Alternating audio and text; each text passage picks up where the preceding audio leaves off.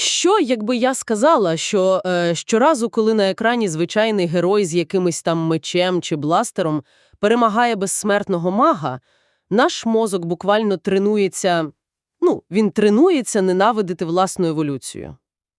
Звучить як якась теорія змови, чесно кажучи. Так, але погодься, ми ж постійно сидимо в кінотеатрах, жуємо попкорн і щиро радіємо з того, що хтось набагато могутніший, розумніший і довговічніший за нас щойно був, епічно знищений. Угу. Типовий голлівудський фінал. Саме так. І звучить це як дуже дивний парадокс. Але сьогодні ми починаємо наш детальний розбір матеріалів, які стверджують, що це взагалі не випадковість, це цілеспрямоване програмування. І джерело, яке ми сьогодні будемо препарувати, береться пояснити саме цей феномен. Це, скажу одразу, вкрай радикальний філософський трактат. Він вводить такий дуже цікавий термін «наративна інженерія подавлення сходження». Ого, звучить серйозно. Так. Автор досліджує, чому наше суспільство просто панічно боїться вийти за межі своїх біологічних обмежень. І він пропонує філософську концепцію під назвою «теотехнократія», як такий собі єдиний шлях втечі з нашої, як він це поетично називає, вуглецевої в'язниці.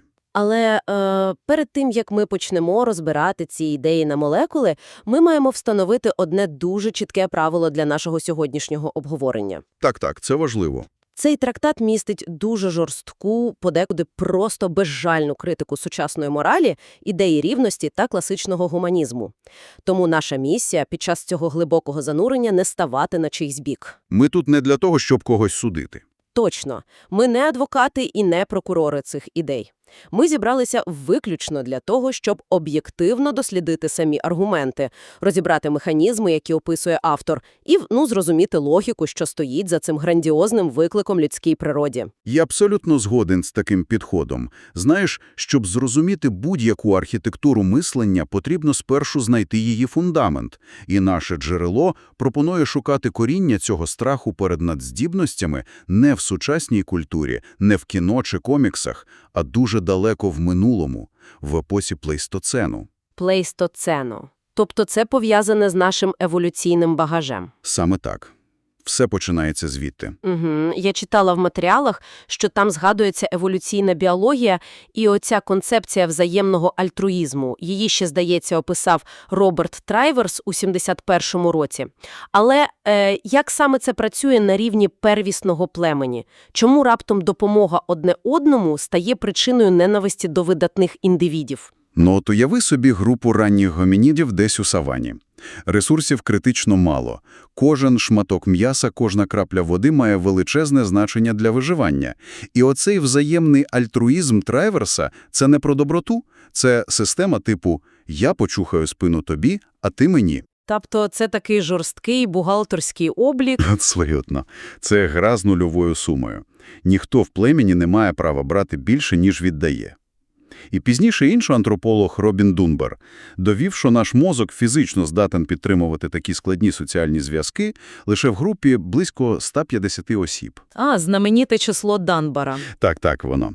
Наш мозок просто не має достатньої обчислювальної потужності, щоб тримати в голові наміри більшої кількості людей. Тобто виходить така закрита екосистема, де всі всіх знають, і баланс сил надзвичайно крихкий. Будь-яке порушення – це загроза. От, власне. А тепер уяви, що в цій закритій системі зі 150 осіб раптом з'являється якась аномалія. Хтось народжується вдвічі сильнішим за інших, або набагато розумнішим, або просто живе втричі довше. І для первісного племені це взагалі не благо. Він же може монополізувати всі ресурси, тому виникає такий суто тваринний механізм вирівнювання. Вирівнювання, тобто вони його просто... Так, натовп об'єднується, щоб вигнати або просто знищити видатного індивіда заради збереження статусу-кво. Це була безжальна стратегія виживання. Почекай, дай нам подумати.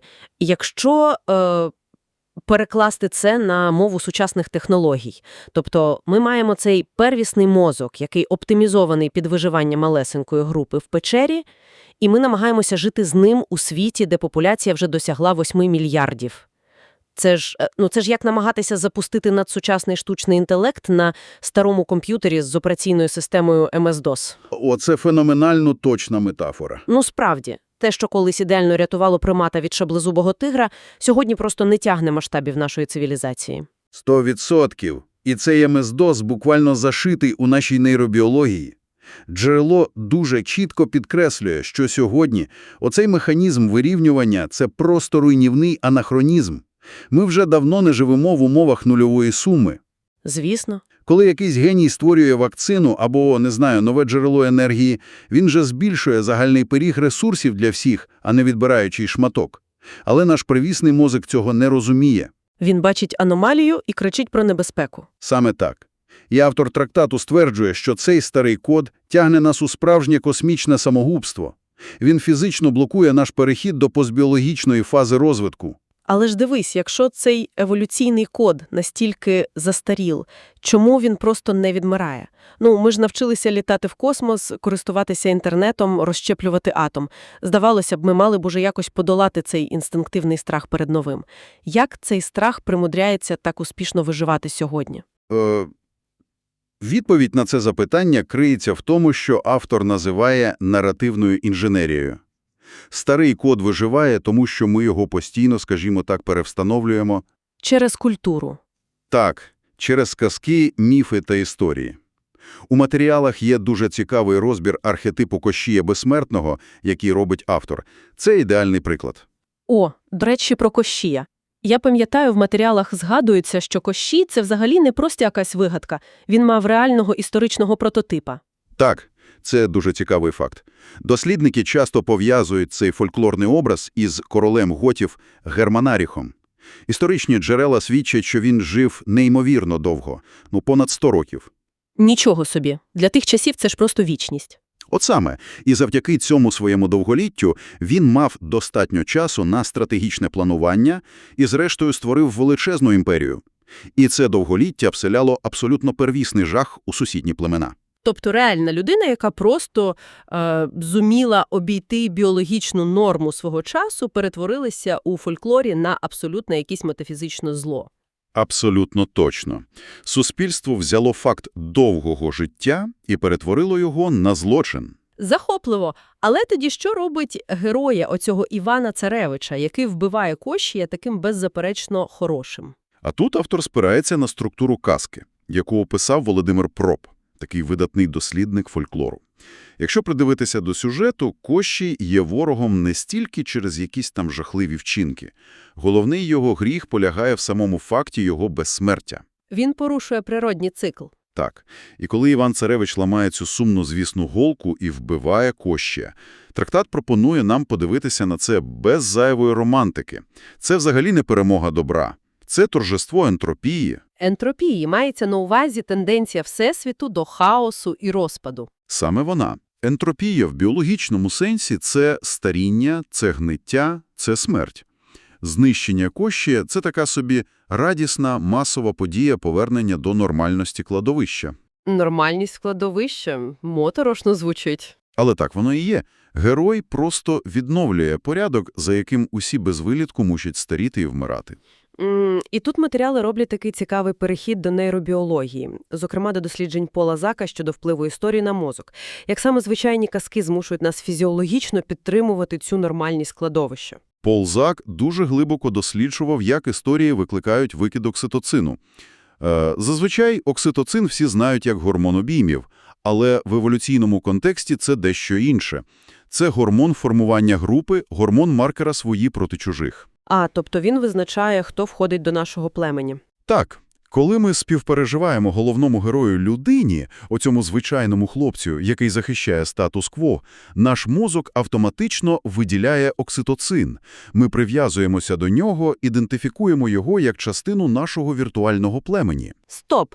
Тобто виходить, а безсмертного мага мозок тоді автоматично маркує як чужака, як того самого хижака з савани. Бінго! Створюється дуже жорстка нейрохімічна асоціація. Бути звичайним, страждати і вмирати – це безпечно, це наше. А перевершувати норму – це екзистенційна загроза, яку треба негайно знищити. Це просто вражає. Тобто щоразу, коли ми радіємо перемозі звичайного героя над могутнім магом, ми буквально тренуємо свій мозок ненавидити власну еволюцію. Так, фізіологічно ми робимо саме це. І цей механізм працював століттями, він мав цілком реальні і часто дуже криваві наслідки в історії. Згадайте спалення Джордано Бруно. Або гоніння на перших алхіміків і науковців. От-от, суспільство знищувало їх не за якісь кримінальні злочини. Їх вбивали за те, що їхній інтелект або знання просто виходили за межі того, що натовп вважав нормальним. І якщо перейти від Байлів інквізиції до наших сучасних екранів, Джеревош стверджує, що сучасний масовий кінематограф – це взагалі глобальна фабрика біоконсервативної пропаганди. Вони просто взяли цю голку Кашія і поставили її на голлівудський конвеєр. Отак. І як ілюстрація в тексті наводиться канадський науково-фантастичний серіал «Killjoys». Знаєш такий? Чула, але не дивилася всі сезони. Там у центрі сюжету є таємнича зелена плазма. Вона дає людям суперінтелект та абсолютне біологічне безсмертя. І що роблять головні герої, ці наші доблесні рятівники? Здогадуюся, вони її знищують. Звісно. Вони знаходять спосіб знищити цю плазму. Але найцікавіше те, як це подається режисерами. Це ж абсолютний хеппі-енд. Глядача прямо змушують відчувати емоційний катарсис від того, що ліки від смерті та дурості назавжди втрачено. Це справді звучить як якесь божевілля, якщо подумати про це в такому ключі. Так. І на основі таких тропів трактат виділяє 3 головні цвяхи біоконсерватизму, які масова культура щодня методично забиває в нашу свідомість. Добре, давай тоді перевіримо ці цвяхи на міцність. От перший цвях звучить так. Це неприродно. Але мушу зізнатися, цей аргумент особисто мені здається, досить логічним. Люди інстинктивно бояться, скажімо, генетичних модифікацій або якихось чіпів у мозгу, бо це ж штучне втручання. Воно ж дійсно йде в розрізи з природою. Розумію твою думку, але автор блискуче перерує цей аргумент тим, що у філософії називається натуралістичною помилкою. Її ще описав філософ Джордж Мур. Це таке когнітивне викривлення, коли ми беремо і плутаємо те, що є в природі, з тим, що є правильним або добрим. Тобто, якщо щось створено природою, ми автоматично вішаємо на нього ярлик «хороше». Так. Але ж давай подивимося на факти об'єктивно. Природа дала нам ракові пухлини. Вона дала нам вірус віспи. Вона створила паразитів, які, перепрошую, з'їдають очі зсередини. І вона дала нам старіння, що супроводжується деменцією. Угу. І це все 100% натуральне. Абсолютно. Натомість антибіотики, кардіостимулятори, звичайні окуляри для зору чи вакцини – це все штучне, абсолютно неприродні втручання. Трактат дуже влучно підкреслює, якщо ви носите контактні лінзи, ви вже є трансгуманістом. Оце так поворот. Природи. Різниця між окулярами і складним нейроімплантом лише кількісна. У складності самої технології, з філософської точки зору, це одне і те саме бажання нашого розуму виправити недоліки фізичного тіла. Та, знаєш, звучить дуже переконливо. Тоді переходимо до другого цвяха. Він звучить так. Ти мусиш страждати через свою відмінність. Тобто культура нам каже, що якщо ти вже маєш якісь надздібності, то ти не смієш просто так брати і насолоджуватися ними. Саме так. Культура вимагає платити такий собі екзистенційний податок на винятковість. У «Джерелі» дуже чудово розібрано архетипи з коміксів. От погляньмо на Супермена. Так, Кларк Кент. Істота з майже божественними можливостями. І що він робить? Він змушений працювати в якомусь сірому офісі, постійно сутулитися і носити ті безглузді окуляри. І все це лише для того, щоб не травмувати крихкі емоції звичайних людей. А Тоні Старк, у матеріалах і про нього є. О, Тоні Старк – це взагалі класика. Сценаристи ніби навмисно каструють його геніальний інтелект панічними атаками, важким алкоголізмом та нескінченним, просто нав'язливим почуттям провини. А доктора Стренджа взагалі демонізують і карають за саму спробу отримати якісь там заборонені знання для порятунку життів. Точно. Меседж масової культури дуже чіткий. Видатний індивід обов'язково має бути глибоко травмованим, інакше суспільство автоматично перетворить його на лиходія. І це, до речі, дуже плавно перетікає в третій цвях – опустися до нашого рівня. Це ж те, що в психології називають синдромом високого маку. Коли колектив бере і жорстоко зрізає того, хто витягнувся хоча б на сантиметр вище за інших. І тут у джерелі є просто фантастичний термін для цього – ментальна квадрабіка. Отак, це моя улюблена метафора з усього трактату. Дуже гостра. Трактат порівнює цей поширений сюжетний хід, коли всемогутній герой раптом мріє відмовитися від своєї сили і стати просто звичайним, з ментальною квадрабілею. Як це працює на рівні метафори? Уяви собі, що людина розумна, Homo sapiens, раптом починає щиро мріяти втратити здатність говорити. Вона хоче покритися шерстю і стрибати по деревах. І заради чого? Просто щоб мавпача зграя прийняла її за свою. Звучить як клінічний абсурд. Але ж, коли кіногерой зі сльозами на очах приймає якусь сироватку, яка позбавляє його безсмертя чи магії, щоб просто постаріти разом із коханою людиною, ми вважаємо це неймовірно романтичним. Знаєш, я от зараз подумала, адже це відбувається не лише в кіно. Скільки разів у реальному житті ми бачимо, як талановиті студенти приховують свої знання, щоб не здаватися ботаніками. Або там блискучі співробітники свідомо применшують свої здібності на роботі, просто щоб не дратувати колектив і не викликати заздрість керівництва. Ми практикуємо цю ментальну квадробіку щодня. Ми реально робимо це в офісах. І саме проти всього цього повстає філософія, яку автор називає теотехнократією. Якщо масова культура веде нас до романтизації слабкості, то теотехнократія пропонує інструментарій для виходу з цієї пастки. Це своєрідна комплексна відповідь на всі три цвяхи. Так, це дуже потужна система поглядів. І джерело описує цю філософію не як щось, знаєш, створене з нуля в вакуумі, а як такий складний синтез трьох потужних інтелектуальних течій. Розкажи, з чого саме вони складаються? По-перше, трактат глибоко інтегрує ведичну традицію. Ключовий принцип там звучить так: атман тотожний брахману. Можеш пояснити це простіше? Звісно. Уяви, що Всесвіт, космічний розум – це такий безмежний океан, а свідомість окремої людини – це лише маленька крапля в ньому. З точки зору теотехнократії, мета існування взагалі не в тому, щоб назавжди залишитися оцією ізольованою краплею, яка просто рано чи пізно висохне на сонці. А в чому тоді? Мета в тому, щоб еволюціонувати і зрештою усвідомити себе самим океаном. Розвиток свідомості тут розглядається не як якась забаганка для багатих, а як фундаментальний космічний обов'язок кожної розумної істоти. Дуже масштабно. А далі до цього міксу додається ще й Фрідріх Ніцше з його концепцією подолання людини.